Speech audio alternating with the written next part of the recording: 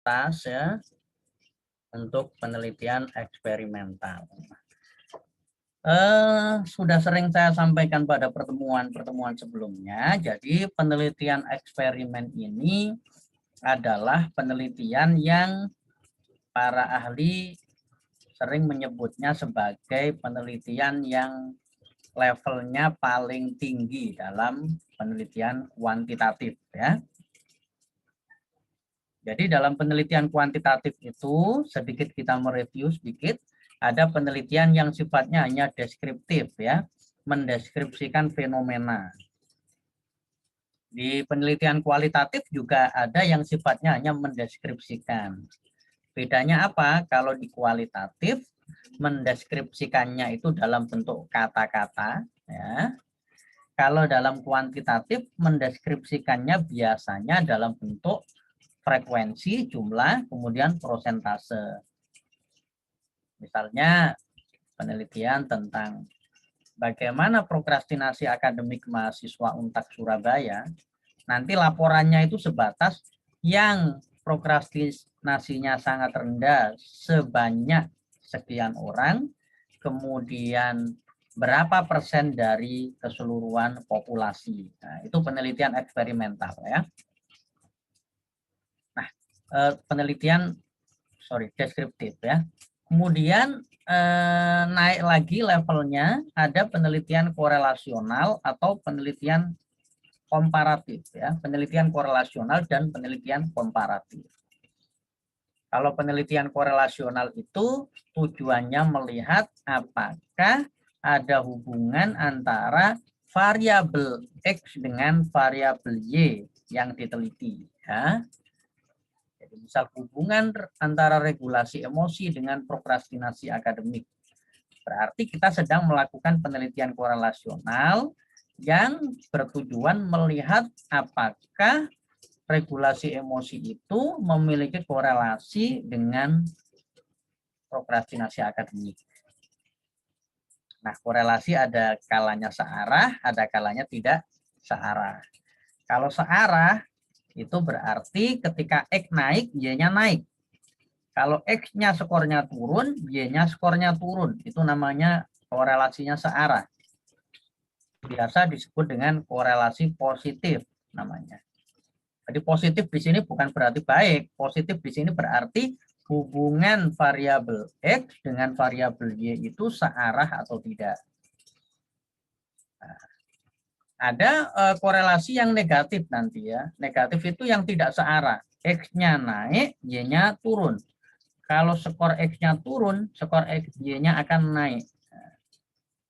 Jadi kayak hubungan percintaan ya. Kalau hubungan percintaannya itu akur, gitu, rukun, gitu, maka hubungannya searah. Yang laki-laki ngajak ke utara, yang perempuan juga ke utara. Itu korelasinya positif ya. Nah, kalau Anda punya hubungan percintaan yang tidak mesra, tidak rukun, itu korelasinya negatif berarti. Anda ngajak ke utara, pasangan Anda jalan ke selatan. Nah, Anda ngajak ke selatan, pasangan Anda jalan ke utara. Nah, berikutnya ada penelitian komparatif namanya. Penelitian komparatif itu hanya melihat perbedaan suatu atribut psikologis pada beberapa kelompok orang. Misal kita ingin melihat motivasi belajar itu ada bedanya enggak antara yang mahasiswa dan mahasiswi. Prokrastinasi akademik itu pada mahasiswa dan mahasiswi ada perbedaannya atau tidak. Kemudian misal prestasi akademik itu pada mahasiswa yang ekonominya rendah, ekonominya sedang, ekonominya tinggi itu ada perbedaan atau tidak. Nah, itu namanya penelitian komparatif ya.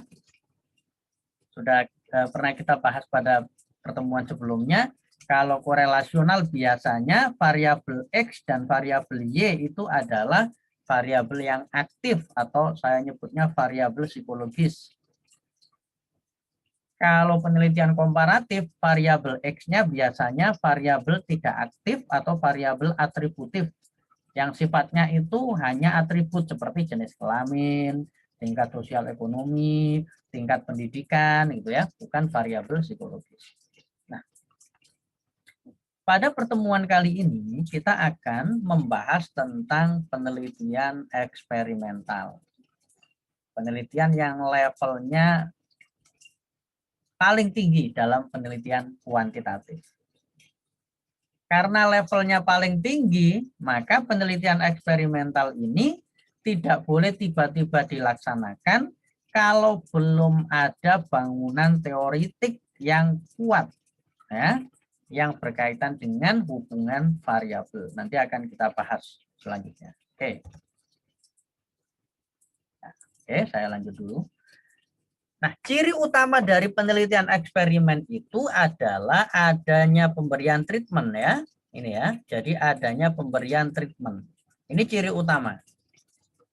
Jadi kalau tadi saya contohkan di penelitian deskriptif, penelitian korelasional, dan penelitian komparatif, itu yang dilakukan oleh peneliti hanya melakukan pengukuran, ya, melakukan pengukuran terhadap variabel psikologis yang melekat pada diri partisipan penelitian, ya toh, ya toh, di mana itu pengukurannya menggunakan skala psikologi atau tes prestasi, ya. Kita bahas pada bagian instrumen. Nah, tapi kalau dalam penelitian eksperimental itu peneliti akan memberikan treatment, memberikan perlakuan terlebih dahulu kepada partisipan penelitian, ya toh. Kemudian juga ada pengukuran. Jadi kata kuncinya adalah peneliti memberikan treatment atau memberikan perlakuan, ya, kepada partisipan penelitian, ya, yang bertujuan untuk melihat perubahan atribut psikologis yang ada pada diri partisipan atau subjek penelitian. Nah, pemberian treatmentnya itu nanti diatur berdasarkan yang kita sebut dengan desain eksperimental.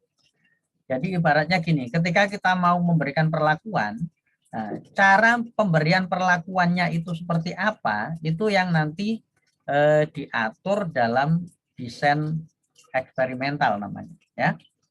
Jadi desain eksperimental itu nanti yang akan mengatur bagaimana cara, ya, mendesain, ya, bagaimana cara melakukan pemberian treatment, ya, yang nanti dilakukan oleh peneliti. Jadi ada dua kata kunci penting di sini. Yang pertama adalah adanya treatment, yang kedua adanya desain. Desain yang nanti digunakan oleh peneliti dalam proses pemberian treatment atau perlakuannya, ya. Jadi itu ciri-cirinya dari penelitian eksperimen itu harus ada perlakuan dari peneliti, ya. Untuk itu saya lanjut dulu. Tujuan dari penelitian eksperimen di sini adalah lebih kepada apa? Melihat pengaruh pemberian treatment terhadap variabel yang diteliti. Itu tujuan utamanya. Nah, saya kasih contoh, ya. Misal contoh. Biasanya gini, ya, untuk memudahkan mengenali penelitian-penelitian eksperimen itu biasanya kata awal dari judul itu kata pengaruh biasanya, ya. Pengaruh pelatihan regulasi emosi terhadap agresivitas pada remaja. Biasanya pakai kata pengaruh, ya. Kata kuncinya itu kata pengaruh. Ada juga yang menggunakan istilah efektivitas, ya.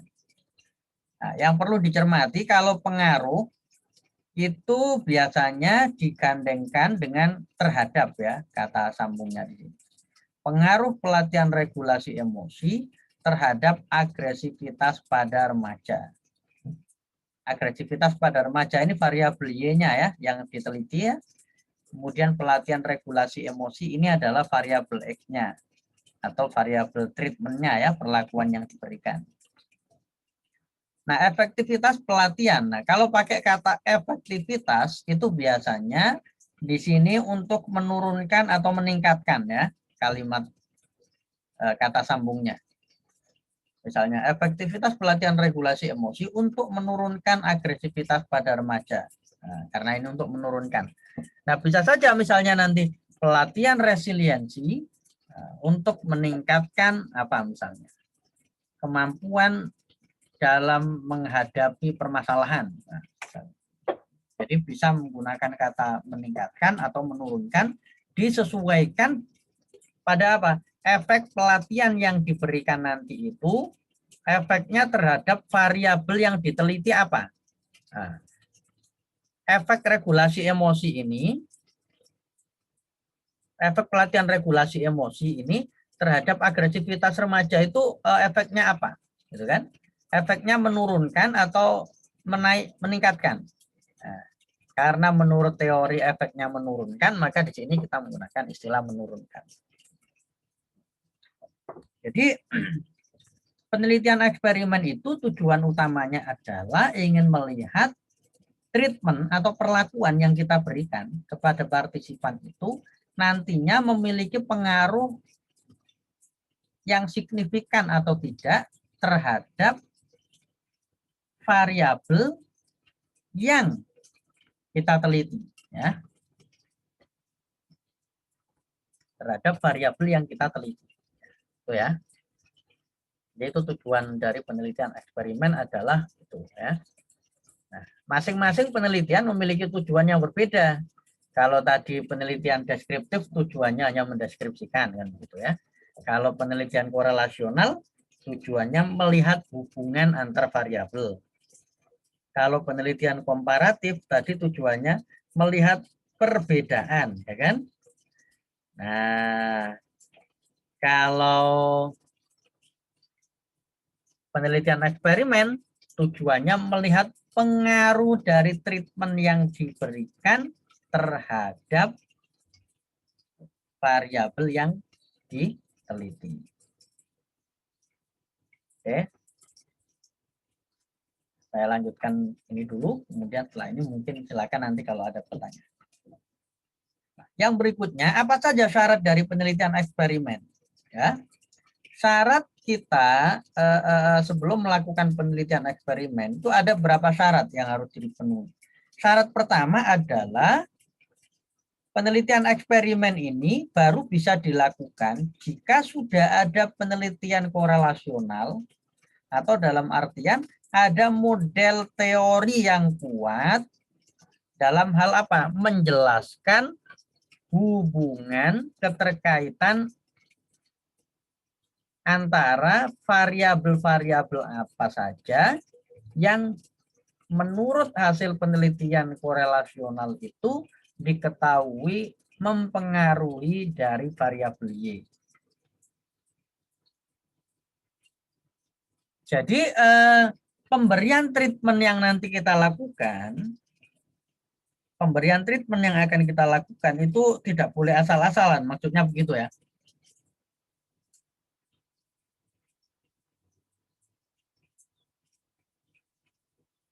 Ya, jadi tidak boleh asal-asalan pemberian treatment itu.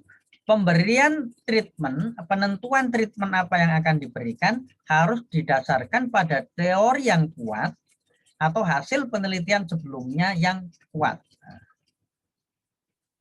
saya kasih contoh. Saya kasih contoh misalnya seperti ini ya. Nah, kita ingin melakukan misalnya begini, saya ingin melakukan suatu penelitian. Penelitian yang akan saya lakukan itu bertujuan untuk menurunkan prokrastinasi akademik. Jadi saya ingin melakukan penelitian eksperimen, di mana penelitian eksperimen yang akan saya lakukan itu sasarannya adalah untuk menurunkan prokrastinasi akademik.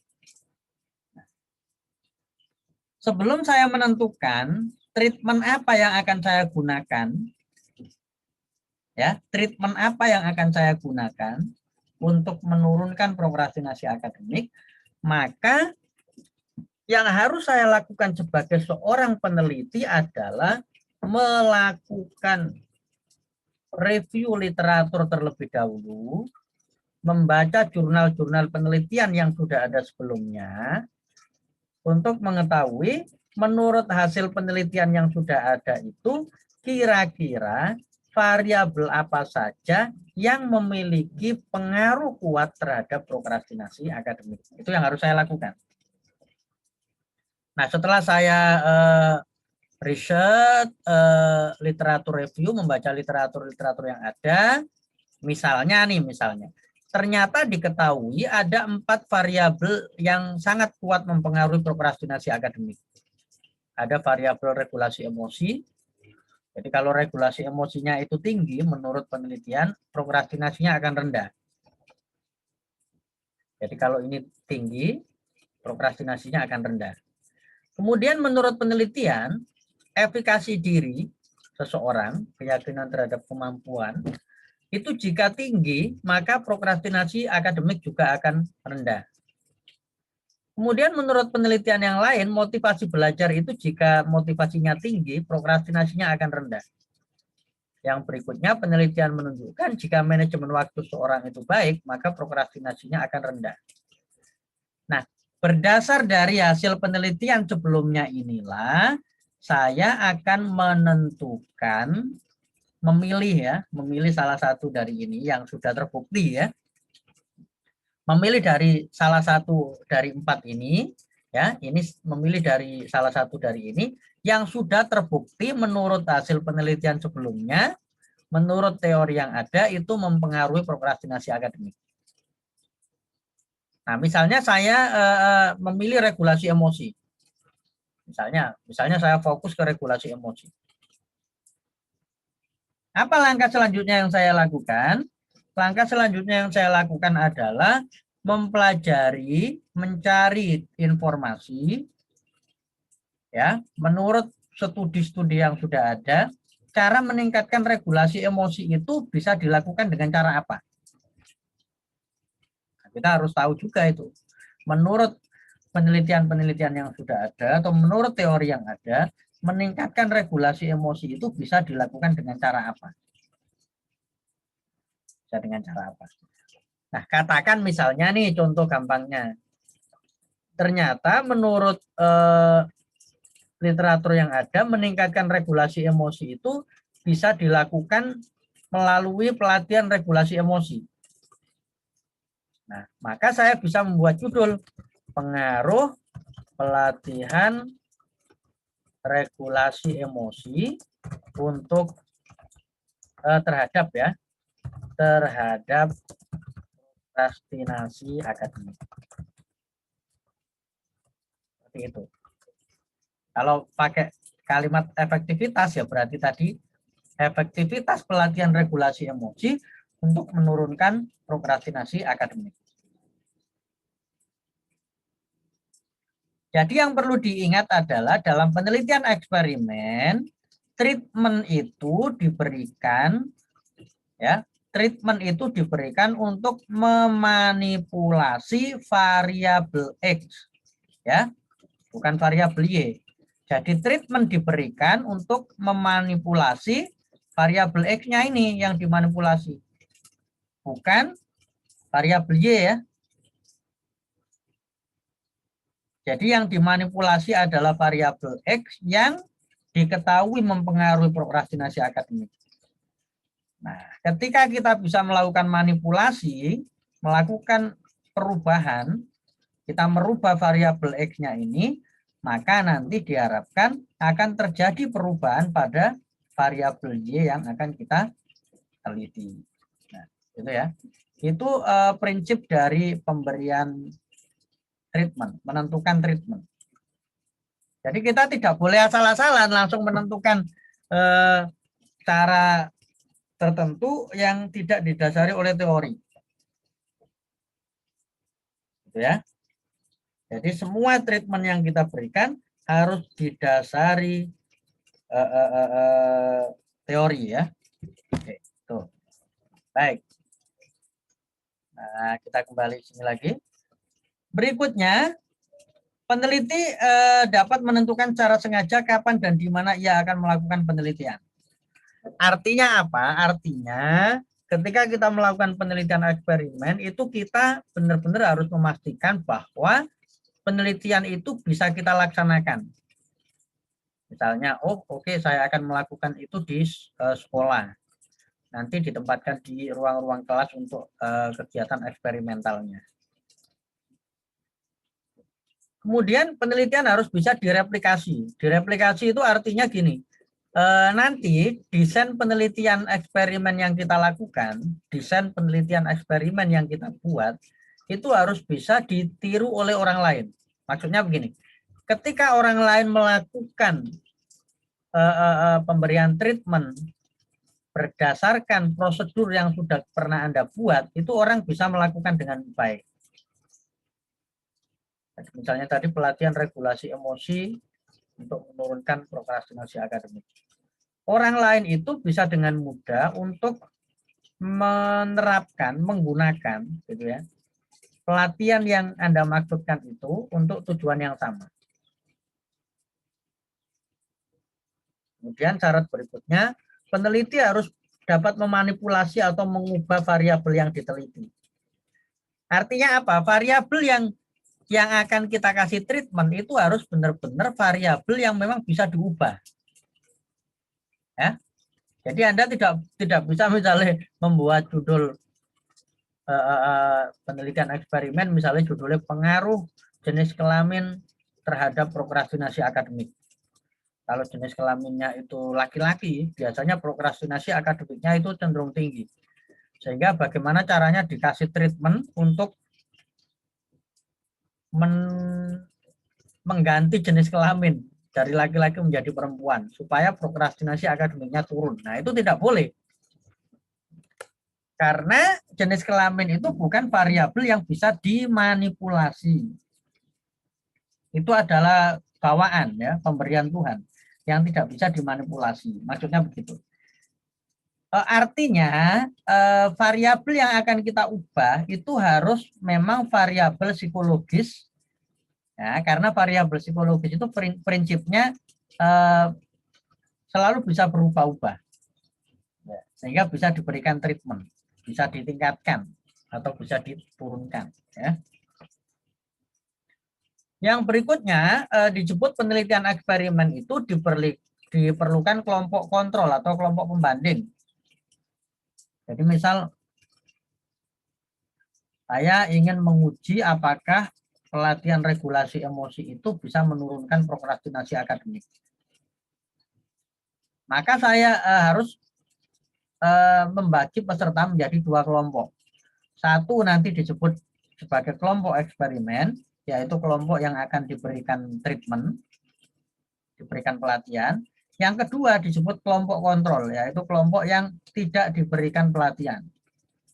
Nah, nanti akan dilihat hasil akhirnya akan dilihat yang diberi pelatihan dengan yang tidak diberi pelatihan itu apakah ada perbedaan prokrastinasi akademiknya. Ya, jadi disebut eksperimen itu dicirikan di situ harus ada namanya kelompok kontrol dan ada namanya kelompok eksperimen.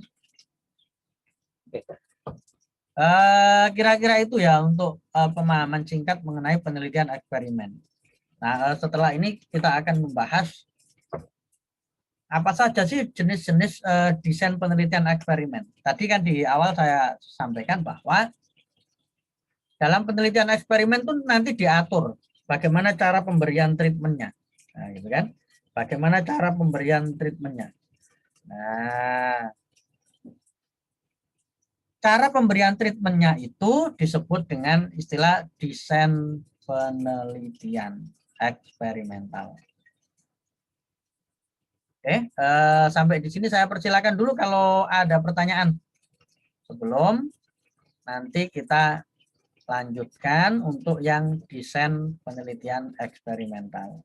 Silakan. Kalau nggak ada pertanyaan nanti saya tidak bisa menjelaskan lebih detail dan kompetensi kita nanti kurang bisa berkembang. Jadi saya persilakan dulu mahasiswa untuk mengajukan pertanyaan. Ya.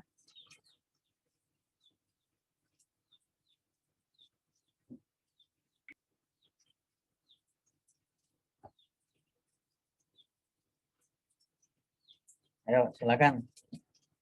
Kita tanya jawab dulu, nanti saya jelaskan di channel lain. Silakan. Pak mau tanya, treatment Ya. itu apa cuma pelatihan saja atau ada yang lain? Ya. Ya. Ya, treatment yang nanti akan kita berikan itu sifatnya macam-macam ya. Boleh pelatihan, boleh misalnya katakan metode pembelajaran ya. Katakan begini. Menurut hasil penelitian yang sudah ada sebelumnya itu ternyata menyebutkan misalnya model atau metode pembelajaran yang digunakan oleh dosen itu juga mempengaruhi prokrastinasi akademik mahasiswa. Jadi katakan dosen yang mengajarnya dengan metode konvensional itu akan berpengaruh terhadap prokrastinasi akademik mahasiswa.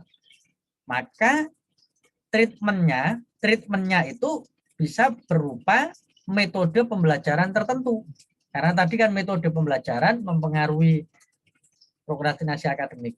Sehingga Anda bisa saja kemudian dalam kegiatan eksperimentalnya itu sifatnya bukan berupa pelatihan, tapi berupa efektivitas, misalnya judulnya, efektivitas metode pembelajaran berbasis proyek untuk menurunkan prokrastinasi akademik.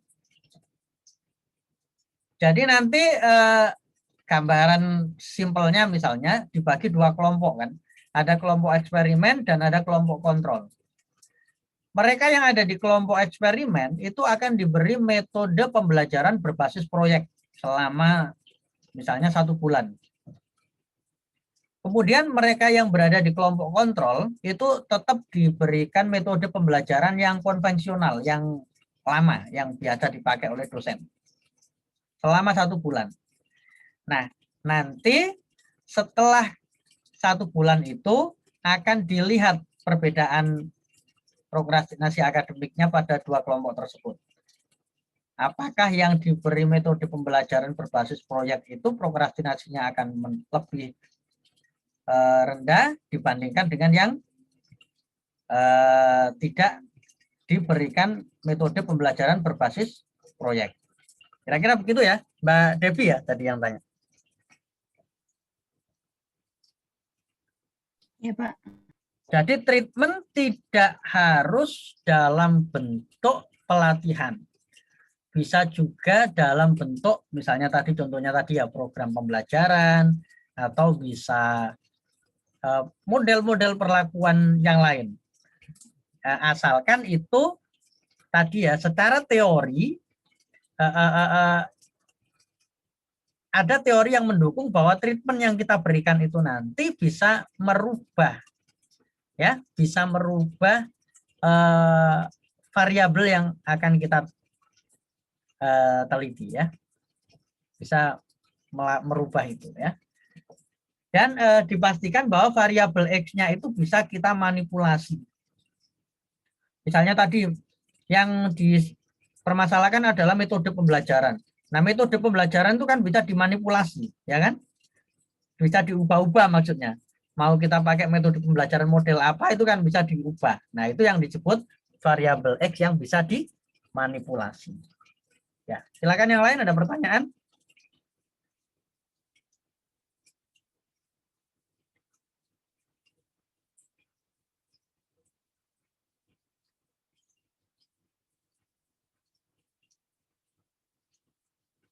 Yo, silakan ada pertanyaan yang lain.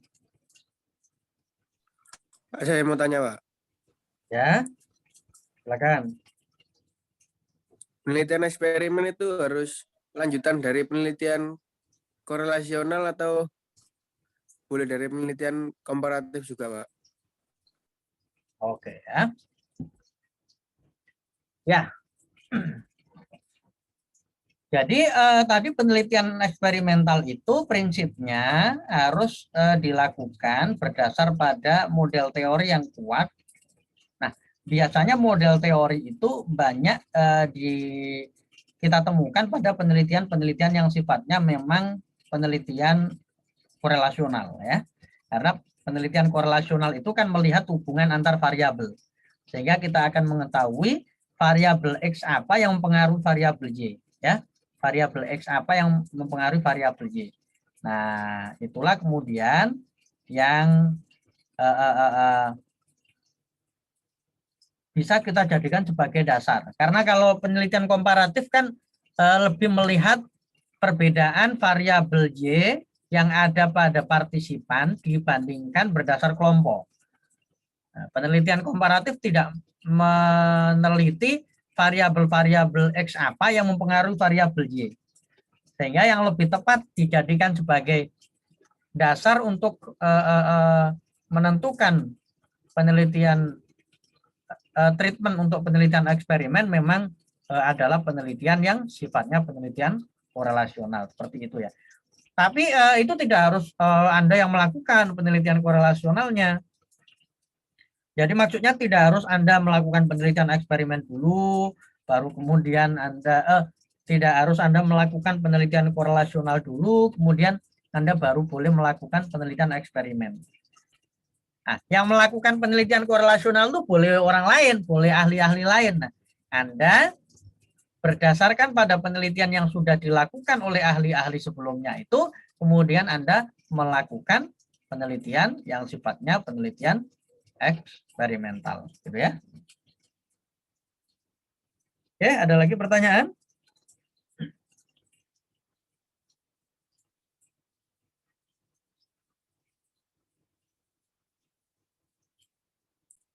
Oke, baik.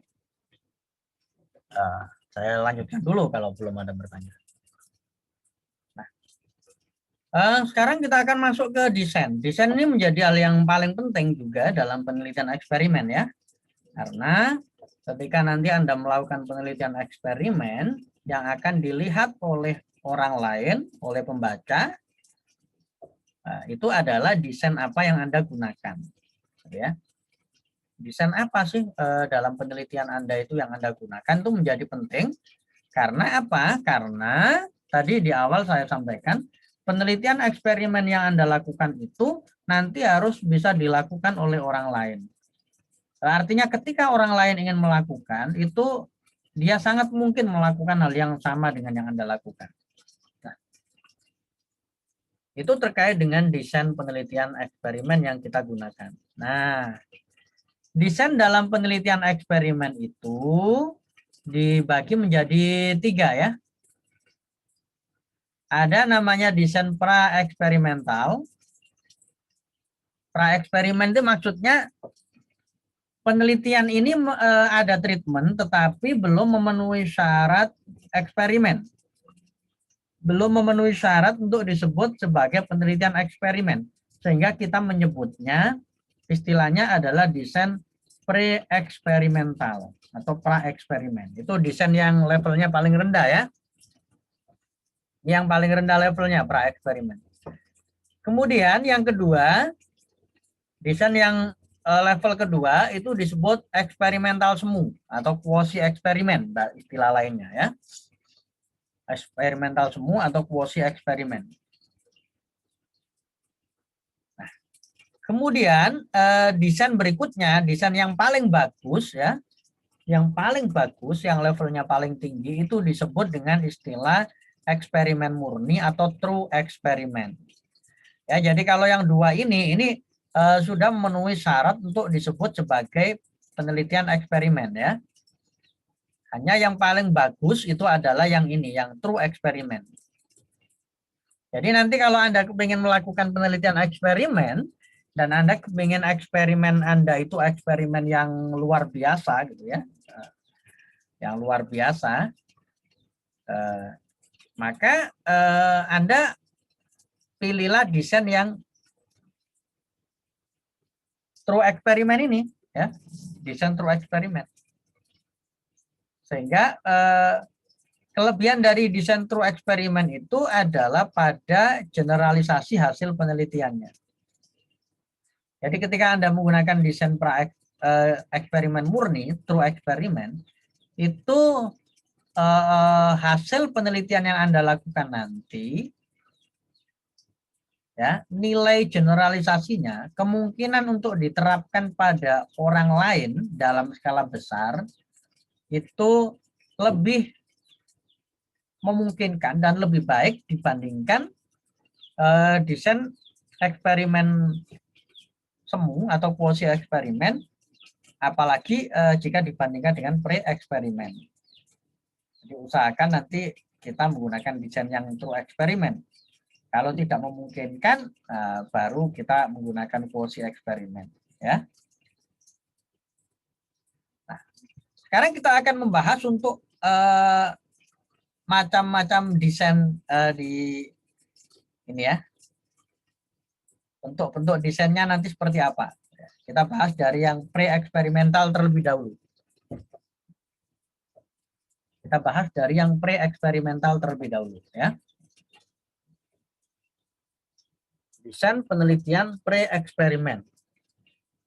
Ya.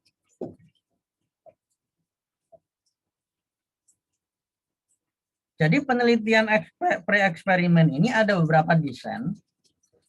Ada beberapa desain yang nanti bisa Anda gunakan. Jadi misalnya Anda melakukan penelitian eksperimen, tapi desain yang Anda pakai itu desain pre-eksperimental, jenis penelitian pre-eksperimental.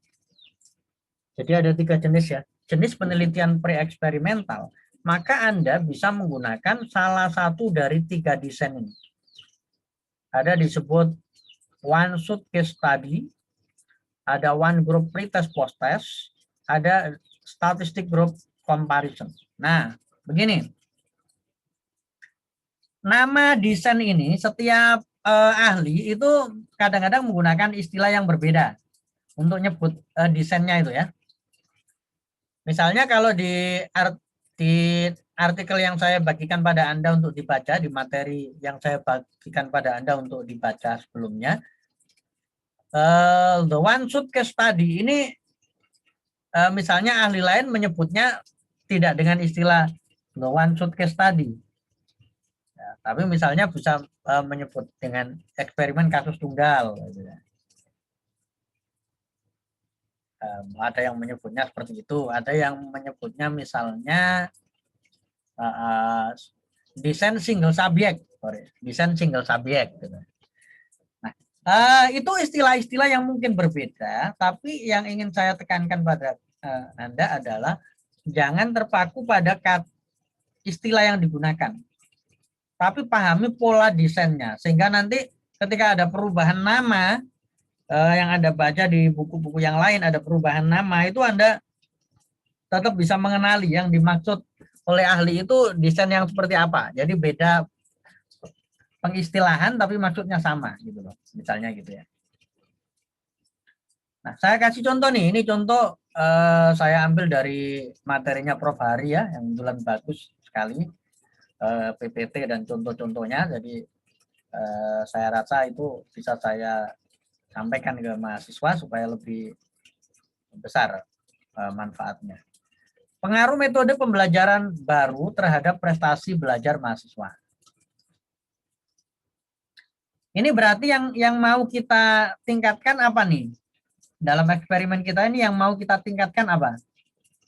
Yang mau kita tingkatkan adalah apa? Prestasi belajar mahasiswa.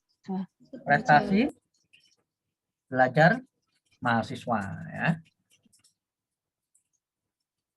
Jadi variabel Y-nya adalah prestasi belajar mahasiswa. Nah, menurut penelitian yang ada, prestasi belajar ini bisa dipengaruhi oleh metode pembelajaran.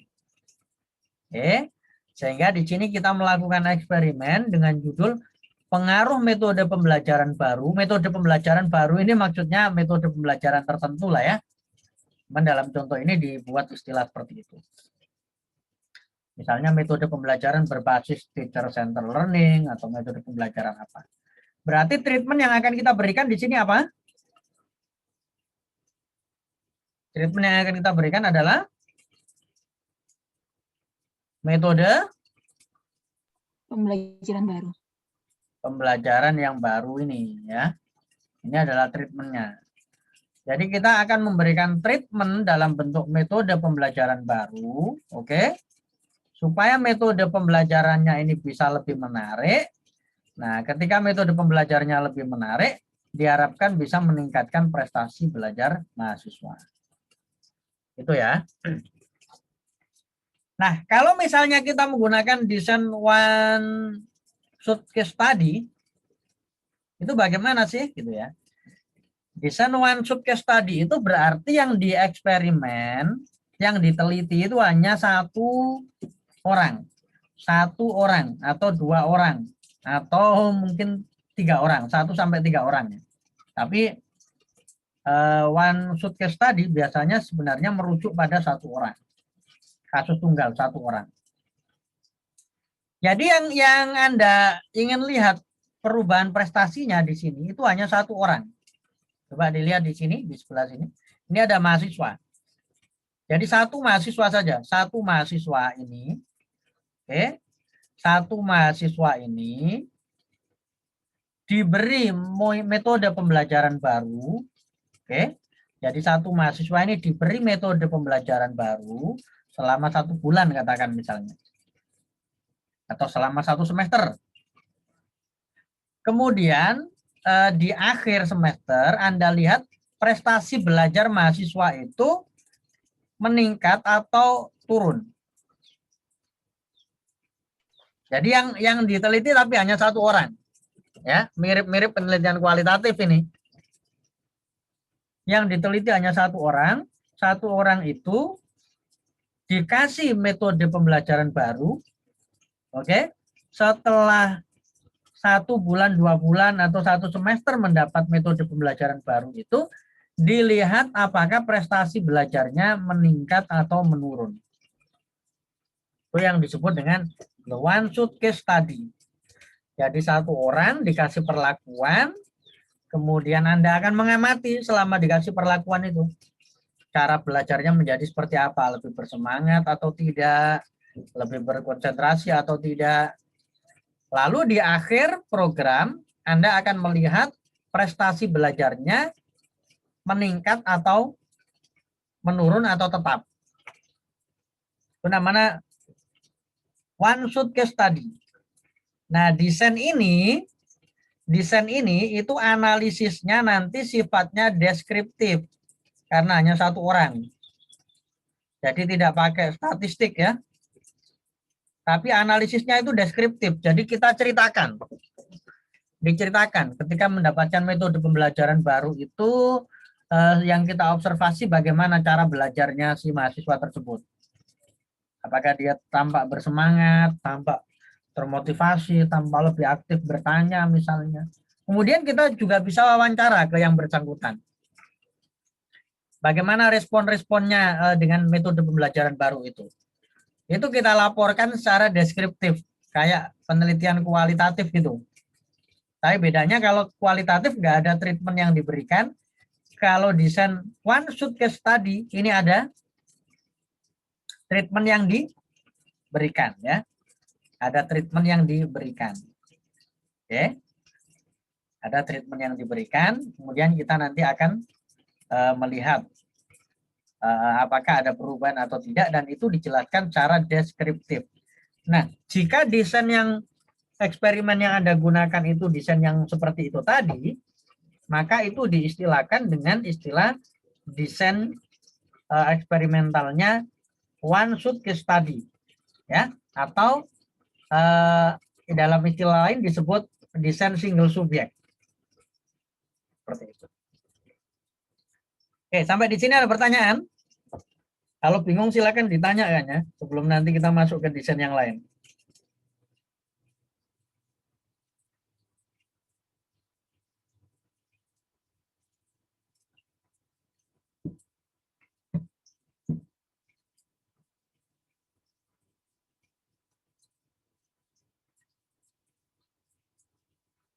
Coba Mbak Silvi.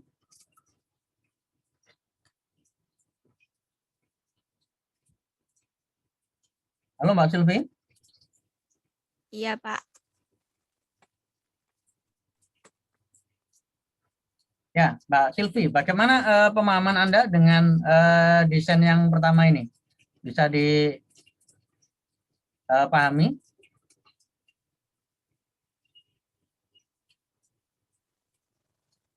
Masih memahami, Pak. Ya, Mbak Silvi?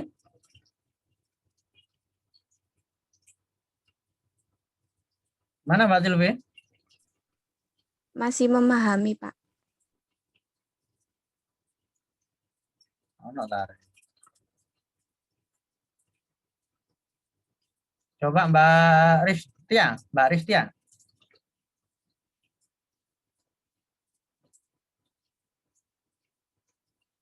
Kalau Mbak Ristia gimana? Ya, Pak. Hmm, Ya, halo Mbak Ristia. ya.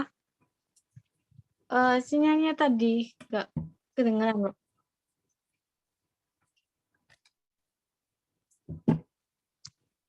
Ya, halo. Halo? Ya, Mbak Ristia gimana pemahamannya Mbak Ristia? Untuk desain yang pertama tadi. Masih memahami, Pak. Masih bisa dipahami ya? Ya. Ya. Oke. Jadi kalau desain yang pertama tadi hanya satu orang ya, satu orang itu dikasih metode pembelajaran yang baru, ya toh? Nah, kemudian setelah 1 bulan misalnya atau sampai 1 semester, ya, bisa terlalu lama, biasanya mungkin 1 bulan cukup ya, atau 2 minggu cukup gitu ya. 2 minggu setelah dikasih metode pembelajaran yang baru, kemudian kita lihat prestasinya meningkat atau tidak. Nah, itu nanti dijelaskan secara deskriptif. Jadi kita mengobservasi, kemudian melakukan wawancara, kemudian kita akan jelaskan secara deskriptif. Ya, berdasarkan hasil observasi dan wawancara itu, bagaimana perubahan prestasi belajar yang terjadi pada subjek. Oke, itu namanya one shot case study. Nah, yang kedua, kita bisa menggunakan yang namanya desain one group pre-test post-test design.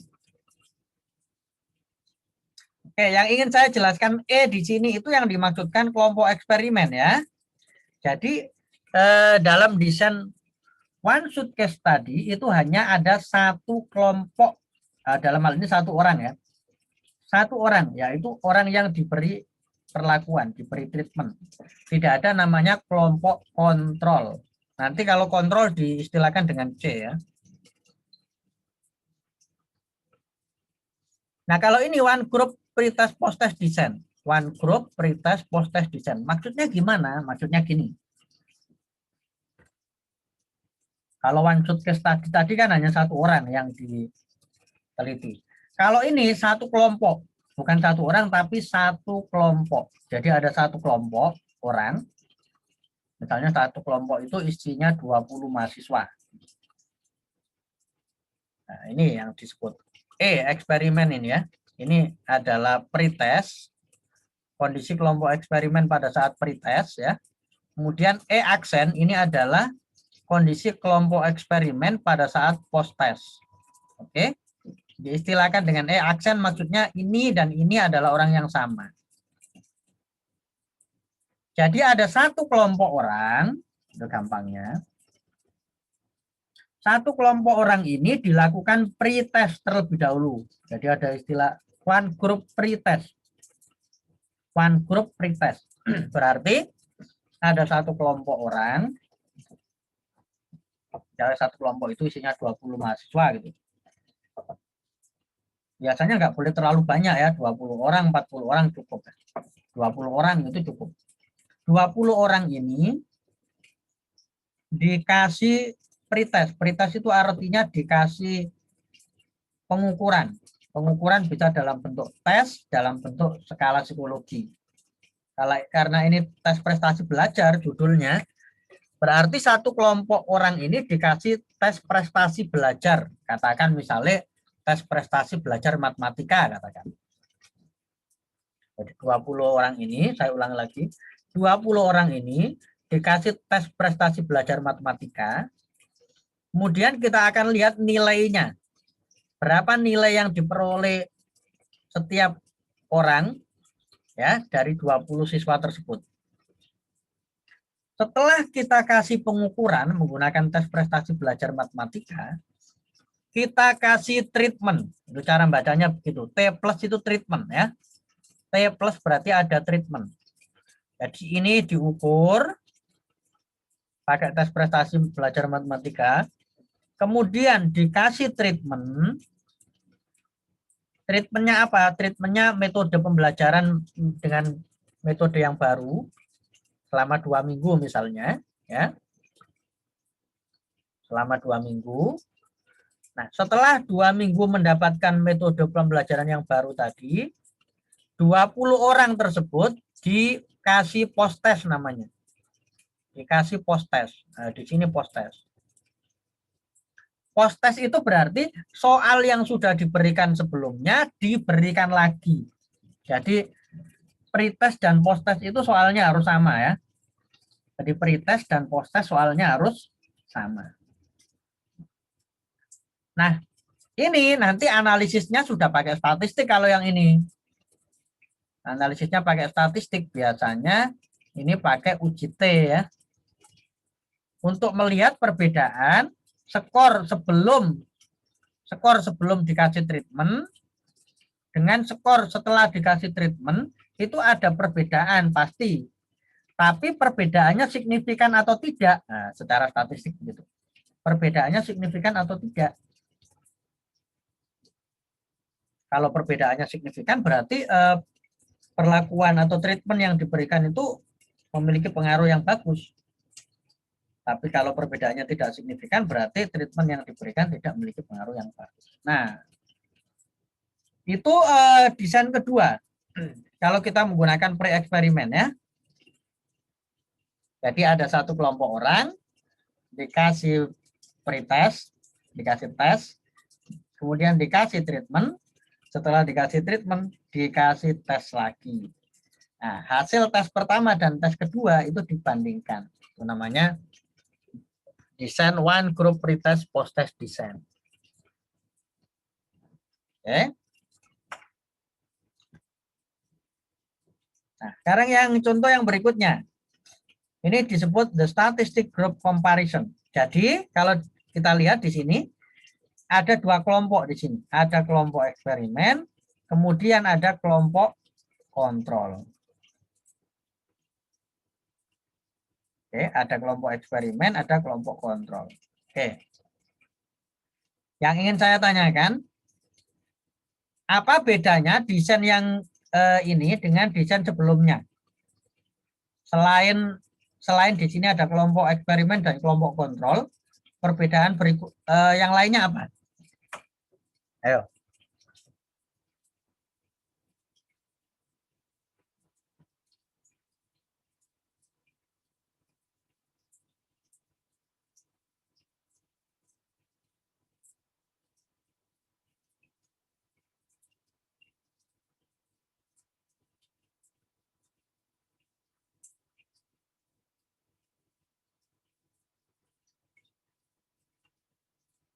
Apa, ayo.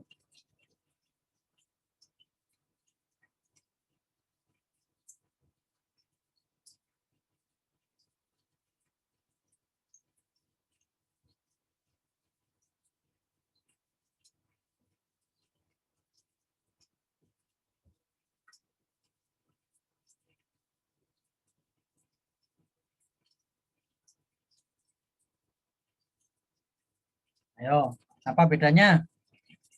Masuk tak kelas kalau nanti bisa jawab, Rek. Ayo.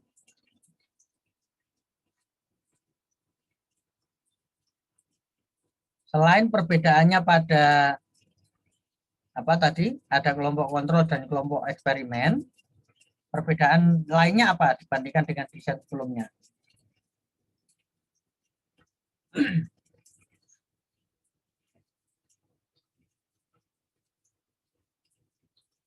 Apa perbedaan lainnya?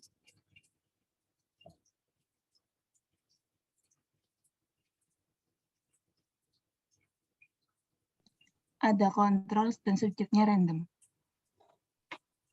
Ya, selain ada kelompok kontrol. Selain ada kelompok kontrol. Oke, yang pertama subjeknya random. Yang pertama subjeknya random. Random itu maksudnya gini. Jadi saya contohkan ya. Ini kan ada istilahnya istilah randomized control group post test only. Randomized berarti ada randomisasi. Maksudnya randomisasi itu kayak gini loh ya. Katakan ada 40 mahasiswa. 40 mahasiswa yang akan kita jadikan subjek penelitian. 40 mahasiswa ini akan kita bagi ke dalam kelompok eksperimen dan kelompok kontrol. Saya ulang lagi, 40 mahasiswa kita bagi ke dalam dua kelompok. Kelompok eksperimen dan kelompok kontrol. Nah, cara kita membagi kedua kelompok, cara kita membagi 40 mahasiswa ke dalam kelompok kontrol dan kelompok eksperimen itu harus kita lakukan secara random. Cara random itu ya gampangannya dikopiok, dikasih, kita buat lotre 1 sampai 40, kemudian kita kopiok, keluar 20 pertama kita jadikan kelompok kontrol. Yang 20 sisanya kita jadikan kelompok eksperimen misalnya. Jadi ada proses randomize. Betul. Perbedaan yang kedua apa? Perbedaan berikutnya itu betul tadi sudah. Perbedaan pertama ada randomisasi dalam pengambilan subjek. Perbedaan kedua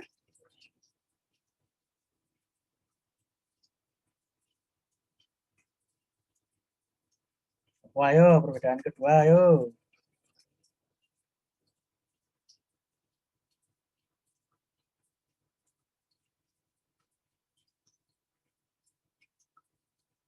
Yang diberi perlakuan itu kelompok eksperimen saja, ya Pak? Yang diberi perlakuan itu kelompok eksperimen saja. Ya, betul. Nah, ini lihat. Treatment diberikan pada kelompok eksperimen, kelompok kontrol tidak diberikan treatment. T- berarti tidak ada treatment untuk kelompok kontrol. Ya, jadi itu cara baca desainnya. Oke, jadi tadi ya dibagi dua kelompok, kelompok kontrol sama kelompok eksperimen. Yang kelompok eksperimen dalam contoh ini berarti dikasih metode pembelajaran baru, yang kelompok kontrol tidak dikasih apa-apa. Ya, tidak dikasih apa-apa. Oke, bagus. Perbedaan berikutnya apa? Dengan desain sebelumnya. Ayo.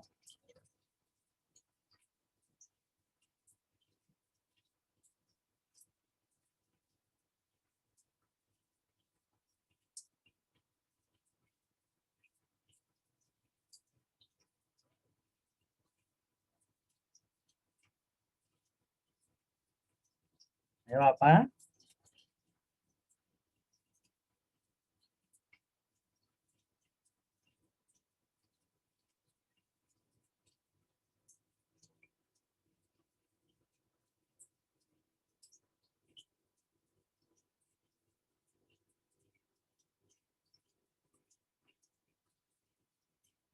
Apa bedanya? Kalau desain sebelumnya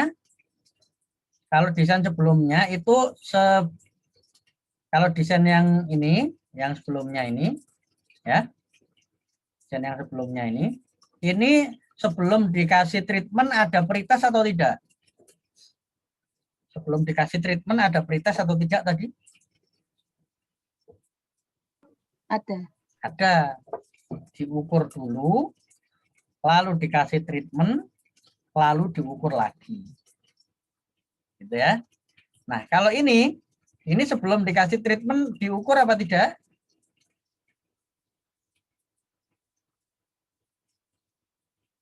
Tidak. Tidak. Itu cara bacanya seperti itu. Makanya di sini istilahnya post test only. Berarti hanya ada satu pengukuran, yaitu pada post test. Post test itu setelah treatment. Kalau pre-test itu sebelum treatment. Itu bacanya begitu ya. Jadi kalau pre-test sebelum treatment diberikan, kalau post-test itu setelah treatment diberikan. Jadi ini kedua kelompok tadi itu tidak dikasih pretest, tidak dites sebelumnya, langsung dikasih treatment untuk kelompok eksperimen. Kelompok kontrol tidak dikasih apa-apa. Setelah itu kedua kelompok langsung dikasih pengukuran. Jadi pengukurannya hanya sekali, yaitu pengukuran setelah kelompok eksperimen diberi perlakuan. Ya, kemudian baik kelompok eksperimen maupun kelompok kontrol dilakukan pengukuran. Jadi ada 3 desain eksperimental ini ya, yang bisa digunakan ketika kita melakukan penelitiannya itu menggunakan desain yang masih disebut dengan istilah pre-eksperimental. Oke, baik. Sampai di sini ada pertanyaan?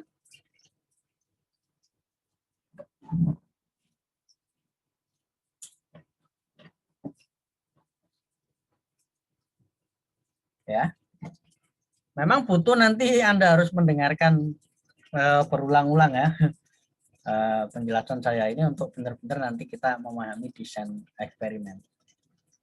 Oleh karenanya itu disebut level yang paling tinggi tadi ya.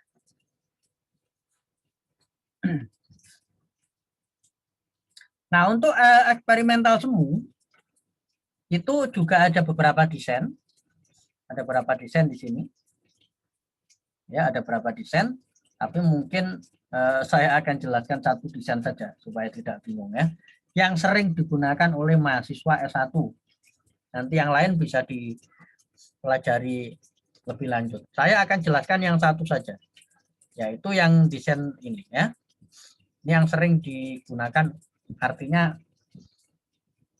cukup digunakan untuk mahasiswa S1.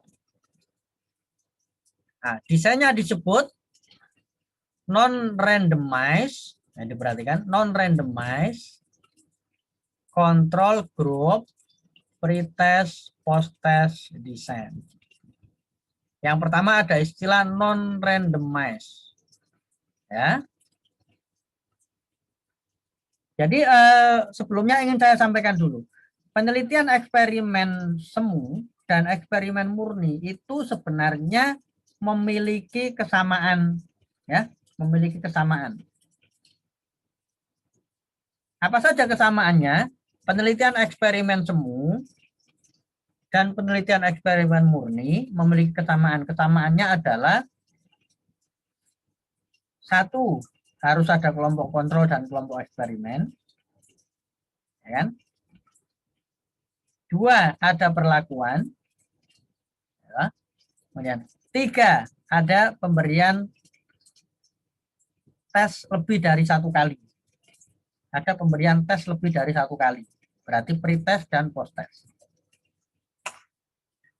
Bedanya penelitian eksperimen murni dan eksperimen semu itu hanya satu saja bedanya. Kalau pada eksperimen murni, pembagian kelompok dilakukan secara random. Kalau pada penelitian eksperimen semu, pembagian kelompok dilakukan tidak dengan random. Jadi perbedaannya hanya itu aja. Pembagian kelompok kalau di true eksperimen dilakukan secara random, kalau di quasi eksperimen tidak dilakukan secara random. Oke, sekarang mari kita bahas desain yang pertama. Misalnya kita mau melakukan penelitian pengaruh terapi X terhadap tingkat depresi. Jadi yang ingin kita lihat ini adalah depresi ini ya, yang akan kita teliti. Apakah ada pengaruh depresi ini ketika menggunakan terapi ini, terapi X ini. Oke. Langkah-langkahnya bagaimana kalau menggunakan desain ini? Langkah-langkahnya yang pertama adalah non-randomized. Langkah-langkahnya non-randomized berarti misalnya ada 40 mahasiswa, ini lansia, ada 40 lansia yang memiliki depresi yang tinggi. Jadi kita punya 40 orang lansia. 40 orang lansia ini adalah 40 orang lansia yang memiliki tingkat depresi yang tinggi. Atau misalnya sedang sampai tinggi itu juga boleh. Nah, 40 lansia ini pertama-tama kita akan bagi ke dalam 2 kelompok. 20 kita jadikan sebagai kelompok eksperimen, 20 kita jadikan sebagai kelompok kontrol. Nah, kita baginya itu tidak random. Langsung kita pilih aja, kita ambil 20 orang, Anda 20 orang sebagai kelompok kontrol atau masuk ke ruangan ini selama 4 hari ke depan, misalnya pelatihannya 4 hari. Terapinya 4 hari misalnya. Kemudian sisanya itu kita masukkan ke dalam kelompok eksperimen. Itu langkah pertama. Jadi langkah pertama 40 orang lansia yang memiliki tingkat depresi sedang sampai tinggi. Kita bagi menjadi 2 kelompok, kita baginya tidak random, langsung kita tunjuk.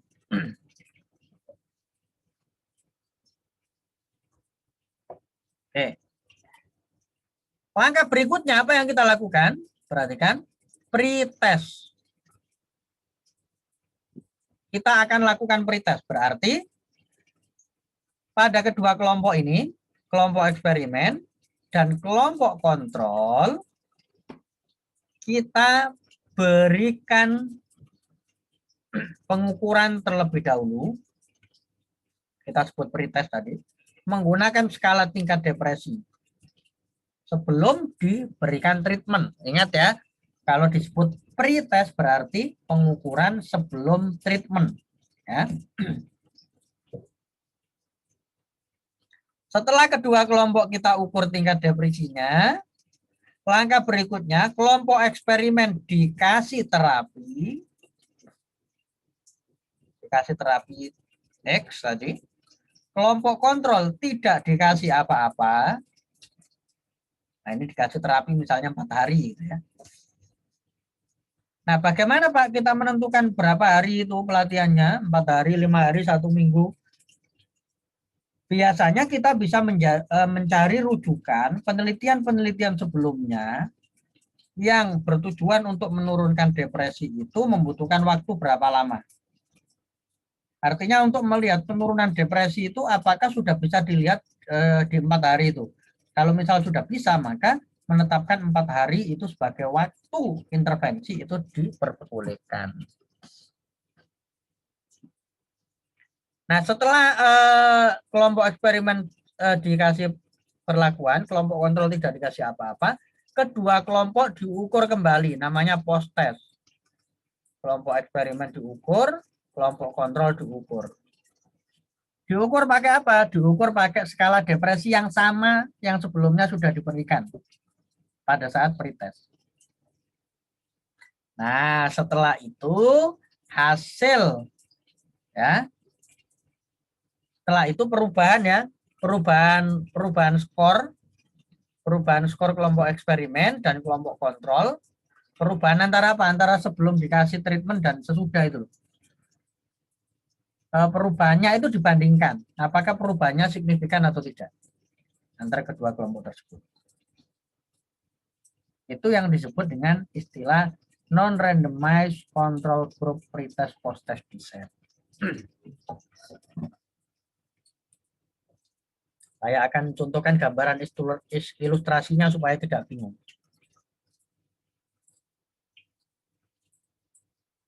Maksudnya membandingkannya seperti apa gitu ya. Ini sudah kelihatan Excel-nya ini?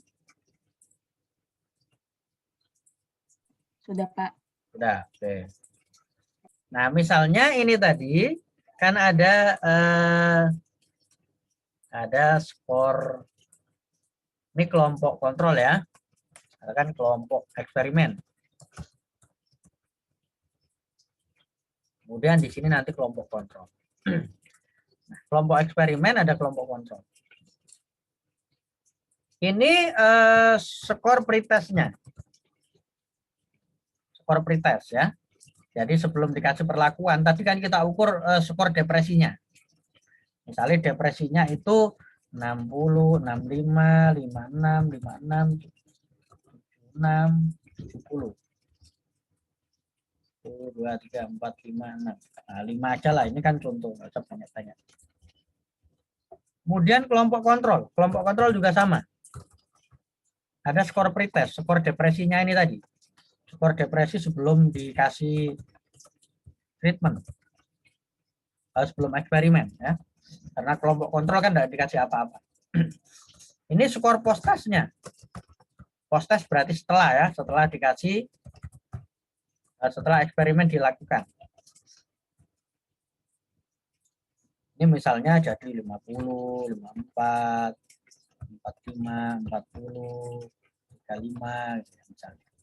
Nah, ini setelah post-test, misalnya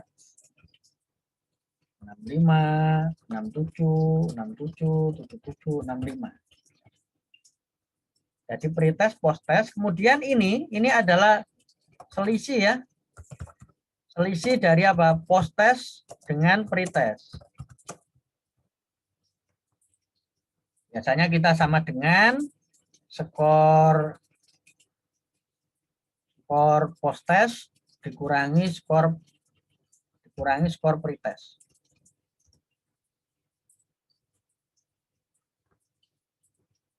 Nah, ini sudah sama-sama dengan skor post-test dikurangi pretest. Karena penurunan, ya. Nah, dari sini kita akan lihat bahwa kelompok eksperimen setelah dikasih perlakuan itu skor depresinya subjek 1 menurun 10 angka, subjek 2 menurun 11 angka, subjek 3 menurun 11 angka, subjek 4 menurun 16 angka, subjek 5 menurun 41 angka. Sedangkan yang kelompok kontrol ini enggak ada yang menurun skornya, pancet.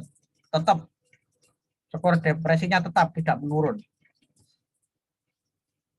Nah, nanti setelah itu selisih antara kelompok eksperimen, skor kelompok eksperimen dengan kelompok kontrol, ini yang nanti secara statistik dianalisis menggunakan uji T namanya. Ya. Untuk melihat apakah ada perbedaan yang signifikan penurunan pada kedua kelompok ini setelah diberikan treatment. Itu nanti apa istilahnya teknik analisis datanya, ketika kita melakukan analisis data nanti seperti itu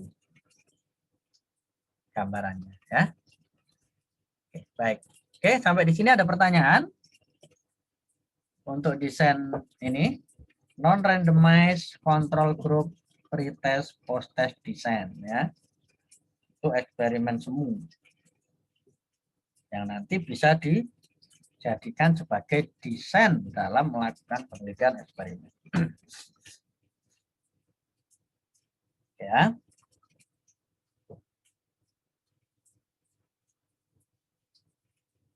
Nah, kalau yang ini bagaimana? Yang kedua ini cara bacanya. Nah, cara bacanya tentu tadi kita sudah tahu, ya.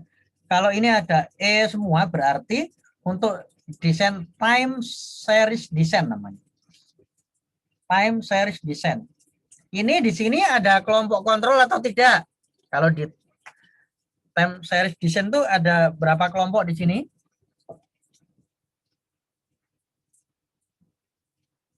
Ada berapa kelompok?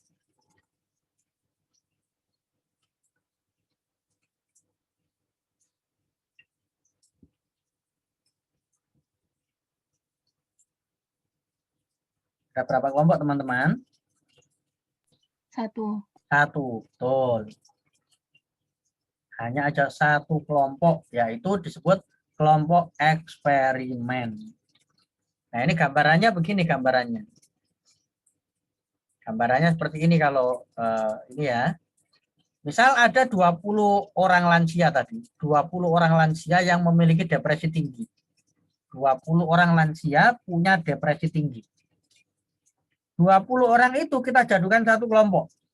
Jadi ada 1 kelompok orang lansia, 1 kelompok jumlahnya 20 orang tadi yang memiliki depresi tinggi.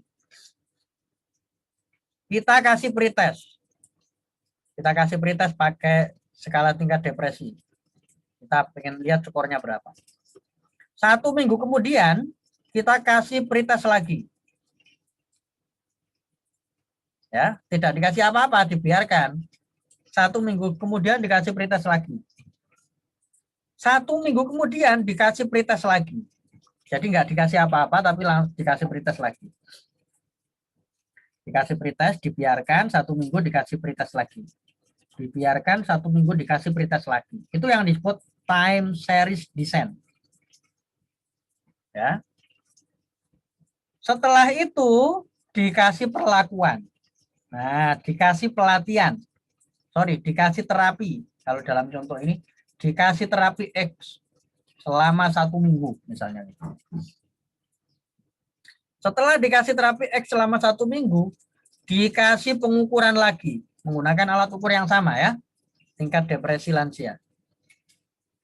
Kemudian dibiarkan selama 1 minggu, setelah itu diukur lagi. Menggunakan tingkat depresi. Kemudian dibiarkan, dikasih pengukuran lagi. Menggunakan alat ukur yang sama. Hasil setiap pengukuran ini nanti dibandingkan. Menggunakan statistik. Itu yang disebut dengan uji time series descent. Nah, apa tujuan dari desain ini? Tujuan dari desain ini ingin melihat 3 minggu sebelum dikasih treatment, 3 minggu sebelum dikasih treatment E1, E2, E3, 3 minggu sebelum dikasih treatment itu tingkat depresinya itu cenderung bagaimana? Naik atau turun? 3 minggu sebelum dikasih treatment itu.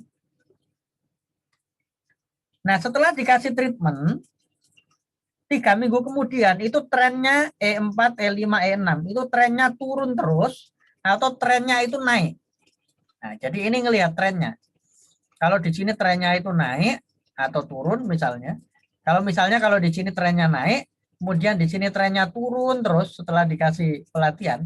Nah, itu berarti terapi ini memiliki efektivitas yang konsisten. Jadi sebelum dikasih pelatihan itu setiap hari depresinya tambah naik, tambah naik, tambah naik. Setelah dikasih terapi, depresinya 3 minggu kemudian tambah turun, tambah turun, tambah turun. Nah, itu maksudnya descent time series itu kelebihannya bisa menguji konsistensi dari perlakuan yang kita berikan. Itu ya. Nah, mungkin pemahaman dari 2 desain ini saya rasa cukup ya sebagai bekal untuk S1. Sekarang yang terakhir ada namanya penelitian eksperimen murni. Ya. Penelitian eksperimen murni. Penelitian eksperimen murni. Kalau yang pertama ini desainnya sama dengan yang sebelumnya tadi. Ini sama dengan yang sebelumnya, yang quosi. Ya, ini sama desainnya. Bedanya apa bedanya? Bedanya di sini pembagian kelompok dilakukan secara random. Jadi ada 40 lansia yang depresinya sedang sampai tinggi, dibagi menjadi 2 kelompok secara random diundi. 20 orang yang masuk kelompok eksperimen itu siapa? 20 orang yang masuk kelompok kontrol siapa? Kemudian dikasih pretest kedua kelompok dengan skala tingkat depresi. Setelah itu kelompok eksperimen dikasih pelatihan, kelompok kontrol dibiarkan. Nah, setelah itu dikasih post test untuk kedua kelompok. Hasilnya dibandingkan seperti tadi yang saya jelaskan sebelumnya.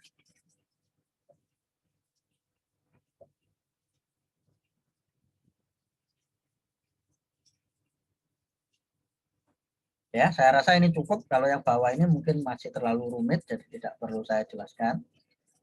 Nah, itu adalah model desain-desain eksperimen yang nantinya bisa digunakan oleh mahasiswa ketika Anda ingin melakukan penelitian eksperimental. Ya, saya rasa itu ya yang terkait dengan desain-desain eksperimen. Pada pertemuan terakhir nanti minggu depan, itu saya akan menjelaskan